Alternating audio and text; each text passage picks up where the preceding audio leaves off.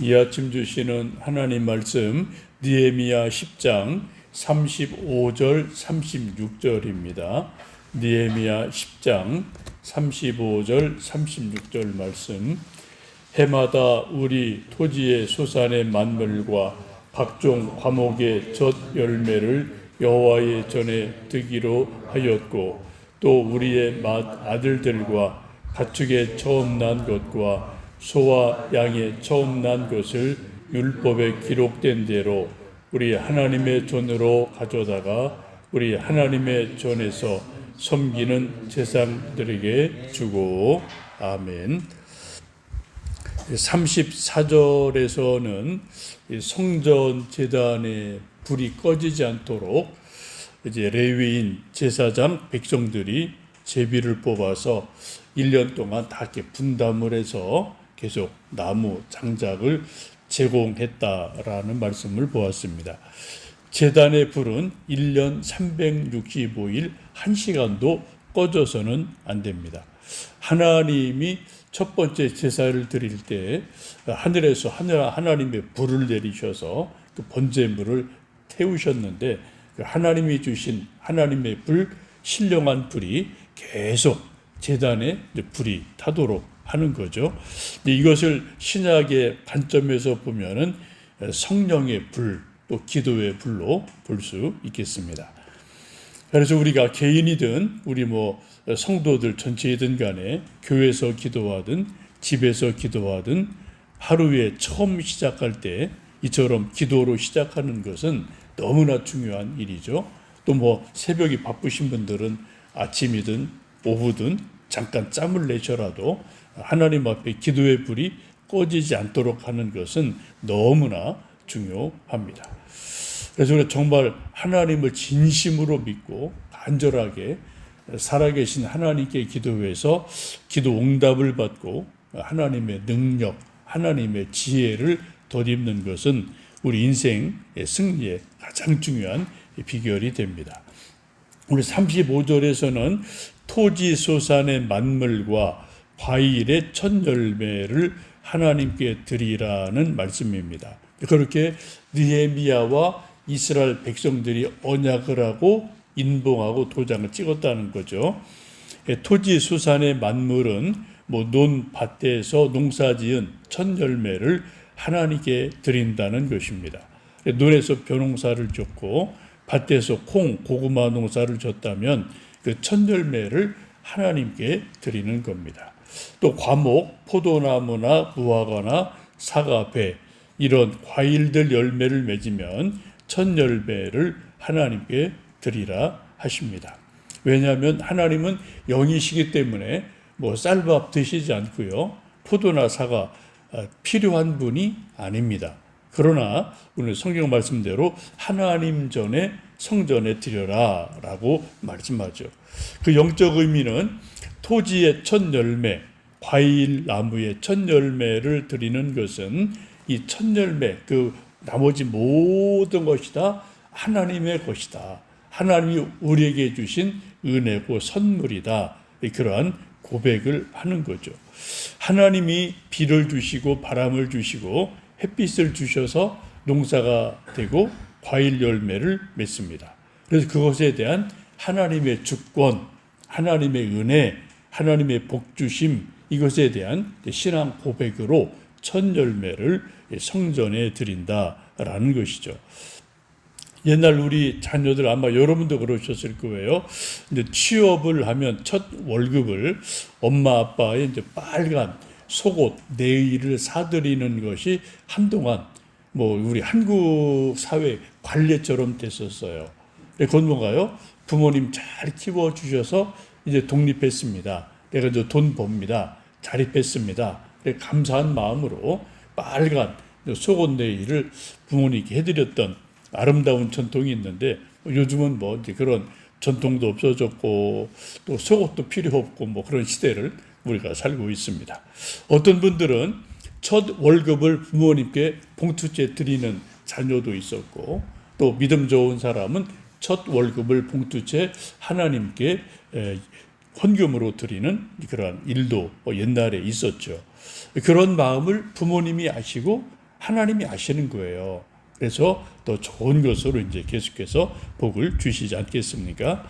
그래, 영적 의미로 토지의 첫 열매, 과일의 첫 열매를 하나님께 드린다는 것은 하나님의 은혜, 하나님의 주권을 인정하고 감사하는 신앙 고백이다라고 보시면 되겠습니다. 36절에는 맏아들과 소, 양, 가축의 첫 새끼를 율법에 기록된 대로 하나님께 드리라고 합니다. 율법에 기록된 대로 드려라라는 것은 그 근거가 있는 거죠. 배경은 출애굽하기 전에 마지막 6월절 밤이 되었을 때 이제 애굽의 10번째 재앙이 임하게 돼요.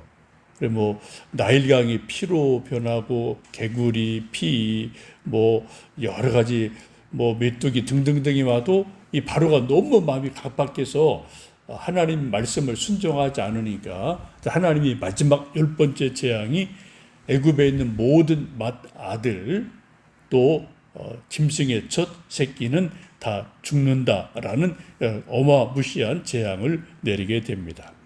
그래 애굽에 있는 바로의 왕 아들 왕자도 죽고 백성들 맏아들도 다 죽고 가축 소양 새끼 첫 새끼가 다 6월절 밤에 죽게 됩니다. 그래서 애굽의 온 땅이 울부짖음으로 가득 찬 그런 일이 일어나죠. 그러나 6월절 어린 양 피를 문설주에 바른 이스라엘 백성들에게는 첫 아들도 죽지 않았고 짐승의 첫 새끼도 죽지 않는 보호를 하나님이 허락해 주셨습니다. 그래서 이런 일이 있고 나서 출애굽기 13장 2절에 보시면은 이렇게 하나님 말씀합니다. 이스라엘 자손 중에서 사람이나 짐승을 막론하고 태에서 처음 난 모든 것은 다 거룩히 구별하여 내게 돌리라. 이는 내 것이니라 하시니라. 라고 하나님이 모세를 통해서 6월절 밤에 이 말씀을 주셔요. 그래서 사람이든 짐승이든 막론하고 처음 난 모든 것은 거룩히 구별해라. 내 것이다. 내게 돌려라. 내게 바쳐라. 라고 말씀을 하게 되죠. 그래서 이때부터 이제 첫 새끼 맏아들을 하나님께 드리게 됩니다. 여기서 이제 가축의 첫 새끼, 송아지, 양 첫 새끼 드리는 거는 크게 문제가 안 돼요. 그 다음에 또 이제 두 번째, 세 번째, 네 번째 계속 새끼들을 낳을 터이니까 첫 것을 하나님의 것으로 인정해서 하나님 앞에 성전에 드리는 것은 큰 문제가 안 됩니다. 그러나 맏아들을 드려라. 첫 장자를 드려라. 이거 참 이게 어려운 말이죠. 이거 어떻게 사람을 아기를 인신제사를 드리는 우상 숭배하는 것도 아니고 하나님께서 각 가정의 맏아들 장자를 하나님께 드려라 라고 말씀하시면 이거 소, 양처럼 번제물로 드리라는 건가? 이게 참 우리가 어려운 일이 일어나죠. 근데 이것을 민수기 18장 16절에 보시면 이렇게 말씀합니다. 맏아들이 나면 한 달 안에 은 5세겔로 성전에 드려라 라고 말씀을 합니다. 아기를 죽일 수는 없죠. 그죠? 오랜만에 첫 아들이 태어났어요. 이걸 하나님께 번제로 드릴 수 없으니까 그걸 대신 은 5세겔을 성전에 아기 대신에 드려라 라고 말씀합니다. 이게 이제 바로 대속이라는 거예요. 우리가 이제 성경에서 가끔 예수님의 십자가 죽으심을 대속, 죽음, 우리의 죄를 대속하셨다. 값을 치르고 속량해 주셨다. 윤조를 말씀 우리가 가끔 하잖아요. 이게 좀 한자어로 조금 어려운 단어인데 속량, 속죄, 대속 이게 이제 여기서 나오는 거예요. 그래서 아기를 직접 드리는 게 아니라 그렇게 할 수 없으니까 그거 대신 뭐예요? 대신 은 5세겔로 성전에 하나님께 드려라 라고 말씀을 합니다. 여기 이제 대속이라는 중요한 신학적인 의미가 이때부터 쭉 나오게 되고 이것이 신약으로 쭉 건너오면은 예수님의 십자가 죽으심으로 우리 죄를 대속하셨다라는 것이 영적으로 연결이 되게 됩니다. 은 5세겔이 얼마나 되나? 이때 당시 은 1세겔이 보통 노동자 4일 5일치의 이렇게 노동에 해당되는 거니까 5세겔이면 대략 한 달 정도 이제 노동자의 품값에 해당된다고 보시면 됩니다.